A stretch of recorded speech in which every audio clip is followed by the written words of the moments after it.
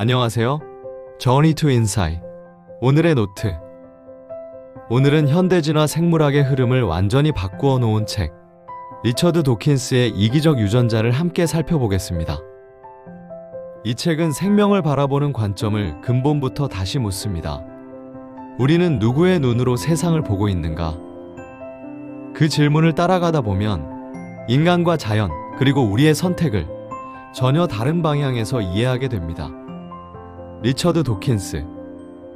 이기적 유전자를 통해 현대 진화 생물학의 시각을 바꾸어 놓은 인물입니다. 그는 1941년 케냐의 나이로비에서 태어났습니다. 당시 그의 아버지는 영국 정부 소속 농업행정관으로 근무했고, 도킨스는 어린 시절을 아프리카에서 보냈습니다.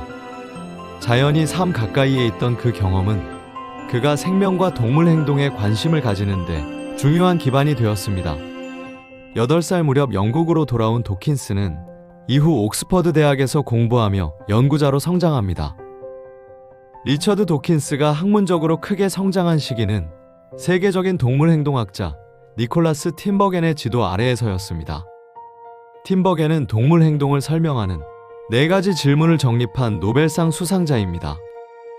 도킨스는 그의 지도 아래에서 연구하며 생명의 행동을 더 작은 단위에서 설명할 수는 없을까? 라는 근본적인 문제에 관심을 갖게 됩니다. 1970년대는 진화론을 새로운 각도에서 해석하려는 시도가 활발하던 시기였습니다. 당시 진화론은 이미 널리 받아들여졌지만 무엇이 진화의 실제 단위인가에 대해서는 여전히 다양한 논쟁이 이어지고 있었습니다. 도킨스는 그 흐름 속에서 생명의 행동을 설명하는 더 근본적인 틀을 찾고자 했고, 그 결과 1976년 이기적 유전자라는 책이 세상에 나오게 됩니다. 이 책은 생명의 여러 행동들, 경쟁과 협력, 번식을 기존과는 다른 관점에서 이해하려는 시도였고, 진화 생물학의 흐름을 크게 바꾼 책으로 평가받게 됩니다. 이기적이라는 표현은 도덕적 성격이 아니라 결과를 설명하기 위한 비유에 가깝습니다.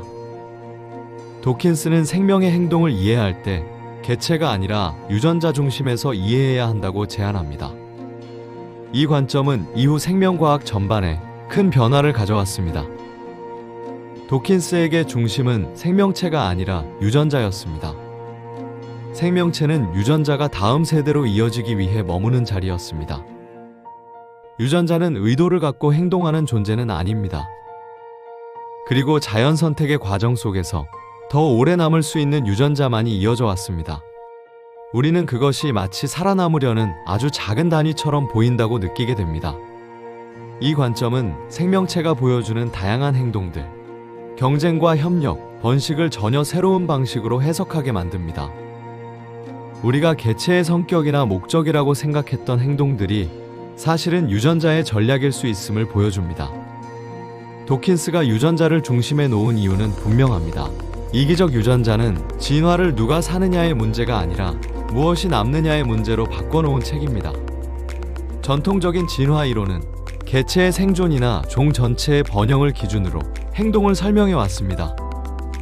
하지만 이런 설명만으로는 부모의 희생, 형제 간 갈등, 협력과 경쟁이 뒤섞여 나타나는 복잡한 행동을 완전히 설명하기 어렵습니다. 도킨스는 이 문제를 해결하기 위해 시선을 더 아래, 유전자라는 단위로 내렸습니다. 유전자는 단순한 생물학적 정보가 아니라 세대를 건너 이동하며 자신을 복제하는 존재입니다. 그리고 자연 선택은 개체나 집단이 아니라 어떤 유전자가 오래 살아남는가를 기준으로 작동한다고 보았습니다. 이 관점을 바탕으로 도킨스는 오랫동안 풀리지 않던 질문, 이타성은 왜 존재하는가를 다시 바라보았습니다. 그가 제시한 개념은 근연 선택입니다. 유전적으로 가까운 존재를 돕는 행동은 결국 내 유전자를 더 넓게 퍼뜨리는 데 유리합니다. 부모가 자녀를 돌보는 행동, 형제가 서로를 보호하는 행동은 겉으로 보면 희생처럼 보이지만 유전자의 관점에서는 확장된 자기 복제 전략일 수 있습니다. 이 생각은 포괄적합도라는 개념으로 더 정교해졌습니다.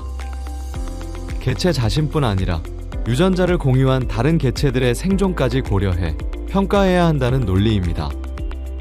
이 관점을 적용하면 협력과 이타성이 왜 자연에서 사라지지 않는지를 진화적으로 설명할 수 있게 됩니다. 도킨스는 또한 개체와 유전자 사이에 미묘한 갈등이 발생할 수 있다고 말합니다. 부모는 여러 자녀에게 자원을 고르게 나누고 싶어 하지만 각 자녀는 자신에게 더 많은 투자를 끌어내려 합니다. 겉으로는 가족의 갈등처럼 보이지만 유전자의 관점에서는 서로 다른 전략 간의 경쟁입니다. 환경에 따라 전략은 달라지고 그중 성공적인 전략만이 다음 세대로 이어집니다. 물론 이 관점이 모든 생명 현상을 완벽하게 설명하는 유일한 답은 아닙니다. 그러나 복잡한 행동을 이해하는데 강력한 해석의 틀을 제공했습니다. 책의 후반부에서 도킨스는 시각을 확장해 미미라는 개념을 제시합니다. 도킨스는 이렇게 생각했습니다. 만약 생물의 세계에 유전자가 있다면 문화의 세계에도 그것에 해당하는 단위가 있지 않을까. 아이디어와 기술, 습관과 신념 같은 문화 요소도 유전자처럼 복제되고 변이하며 퍼져나간다는 설명입니다. 이 개념은 문화 현상을 진화의 틀에서 이해할 수 있게 했고 심리학과 사회학, 문화 연구 전반에 큰 영향을 남겼습니다. 도킨스는 마지막에서 중요한 메시지를 남깁니다. 우리는 유전자의 영향을 받는 존재이지만 그 사실을 인식하는 인간만이 그 전략을 넘어서는 선택을 할 수 있다고 말합니다.